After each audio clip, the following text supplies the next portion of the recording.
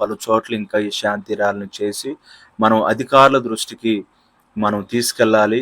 దైవజనుల మీద దాడులు ఇంకెన్నడూ జరగకూడదని వారికి శాంతియుతంగా మన పరిస్థితులు మనం తెలియజేయాలి. ఇంకనూ మనం ప్రార్థన చేద్దాం. దైవజనులు ఇంకే దైవజనుడి మీద ఇలాంటి అగత్యాలు గాని, ఇలాంటి సంఘటనలు ఇంకా జరక్కోకుండా దైవజనులకు క్షేమాన్ని దేవుడు అనుగ్రహించినట్లుగా ప్రార్థన చేద్దాం. ఏది ఏమైనప్పుడు కూడా మనందరిలో ఒక బాధుంది. 25వ తారీఖు ఉదయకాలం నుండి 27వ తారీఖు మనం ఈ రాత్రి కాలం వరకు కూడా ఎంతో బాధపడతా ఉన్నాం. ఆ సంఘటన తెలిసిన దగ్గర నుండి సోషల్ మీడియాలో మనం చూస్తానే ప్రతిరోజు ఏం జరుగుతుందని అప్డేట్స్ గానీ, ఆ పోస్ట్ మార్టం రిపోర్ట్‌లు ఏమొస్తాయా, ఏం తెలియజేస్తాయా అని అందరూ బాధాకరంగా ఎలాంటి పరిస్థితులు జరుగుతాయని అందరూ ఎదురు చూస్తానే ఉన్నాం.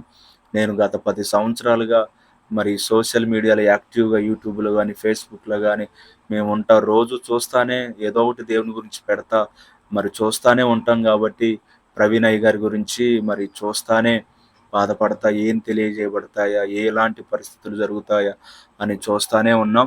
ఏదేమైనప్పుడు కూడా ఒకవేళ ఆ రిపోర్ట్‌లు తారుమారయ్యి వ్యతిరేక యాక్సిడెంటే అని సృష్టించి ఏదైనా చేసినప్పుడు గూడా దేవుడు ఊరుకోడు చూస్తా.